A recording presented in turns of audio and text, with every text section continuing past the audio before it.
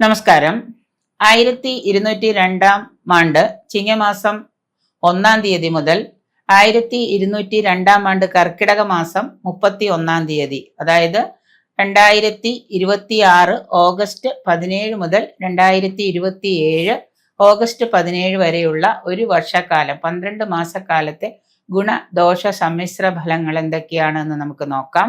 തിരുവാതിര നക്ഷത്രക്കാർക്ക് വ്യാഴം 2ഉം 3ഉം ഭാവങ്ങളിലും, ശനി 10, 11 ഭാവത്തിലും, രാഹു 9ഉം 8ഉം ഭാവത്തിലും സഞ്ചരിക്കുന്ന കാലമാണ് തിരുവാതിര നക്ഷത്രക്കാർക്ക്. സാമൂഹിക രംഗത്തൊക്കെ പ്രവർത്തിക്കുന്ന, രാഷ്ട്രീയ രംഗത്തൊക്കെ പ്രവർത്തിക്കുന്ന ആളുകൾക്ക് കാലം അനുകൂലമായിരിക്കും. തൊഴിൽ രംഗത്ത് അനവധി വെല്ലുവിളികളൊക്കെ നേരിടേണ്ടി വന്നിട്ടുണ്ട്. സ്വന്തമായിട്ട് ഭവനം, വീട് ആഗ്രഹിക്കുന്നവർക്ക് അത് സാധ്യമാകുന്നതാണ്. വാക്കുകൾ കൊണ്ട് കൂടുതൽ സൗഹൃദ വലയങ്ങളൊക്കെ നേടാൻ കഴിയുന്നതാണ്. അതിൽ നിന്ന് നിങ്ങൾക്ക് ഗുണാനുഭവങ്ങളും വന്നു ചേരും. രോഗപീഠ മൂലം, ശത്രുശല്യം ഇതൊക്കെ മൂലം മനസ്സിന് വല്ലാത്തൊരു ദുഃഖം ഉണ്ടാകാം. എപ്പോഴും മനസ്സ് അസ്വസ്ഥമാകുന്ന പല കർമ്മരംഗങ്ങളും നിങ്ങൾക്ക് നേരിടേണ്ടി വരും.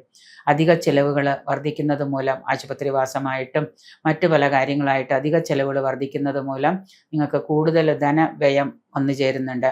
ഊഹ കച്ചവടത്തിലും നൂതന സംരംഭങ്ങളിലൊക്കെ വിജയം പ്രതീക്ഷിക്കാം. ഭക്ഷണത്തിലൂടെ വിഷാംശം ഉള്ളിൽ ചെല്ലുന്നത് കൊണ്ട് ഉദരരോഗം പിടിപെടാൻ യോഗം കാണുന്നു. ഏത് കാര്യത്തിനും വിഘ്നങ്ങൾ ഉണ്ടാകുന്നത് കൊണ്ട് തന്നെ കർമ്മത്തിലെ ദ്രവ്യലാഭം, ശത്രുനാശം ഇവയൊക്കെ വന്നു ഭവിക്കുന്നുണ്ട്. ഹൃദയ സംബന്ധമായ രോഗമുള്ളവർക്ക് നല്ല രീതിയിലുള്ള ചികിത്സകൾ, ഹാർട്ടിന് എന്തെങ്കിലും പ്രശ്നമുള്ളവരോ ഷുഗറോ പ്രഷറോ ഒക്കെ ഉള്ളവർ നല്ല രീതിയിലുള്ള ചികിത്സാ സഹായമൊക്കെ നടത്തുന്നത് വളരെ നല്ലതായിരിക്കും. നിങ്ങളുടെ കീർത്തിക്ക് കോട്ടം തട്ടുന്ന പല വിഷയങ്ങളും അഭിമുഖീകരിക്കേണ്ടി വന്നേക്കാം. അത് നിങ്ങളുടെ മനോബലം കൊണ്ടും ആത്മബലം കൊണ്ടും നേരിടാനായിട്ട് സാധിക്കും. പല യാത്രകളും നിങ്ങൾക്ക് ചിലവുകളും അധികരിക്കുന്ന ഒരു കാലമാണ്.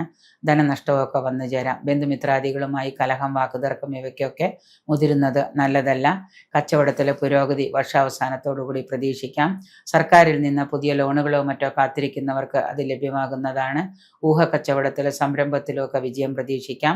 ഗുണവർദ്ധനവിനായിട്ട് ശനിദോഷത്തിനും ആയിട്ടും രാഹു നമുക്ക് അനുകൂലമായിട്ട് ഇരിക്കുന്നതിന് വേണ്ടിയിട്ട് ശാസ്താംഗൽ പൂജ, അതുപോലെ തന്നെ ശാസ്താവിന് ശനീശ്വര പൂജയും, അതുപോലെ ശനിയാഴ്ച ദിവസം ശനിയാഴ്ച വ്രതം, വ്യാഴാഴ്ച ദിവസം മഹാവിഷ്ണുവിന് കഴിയുന്ന വിധി പോലുള്ള വഴിപാടുകളും, രാഹു അനുകൂലമാവാനായിട്ട് ആയില്യ പൂജ, നാഗക്ഷേത്ര ദർശനം ഇവ നടത്തുന്നതും ഉത്തമമായിരിക്കും.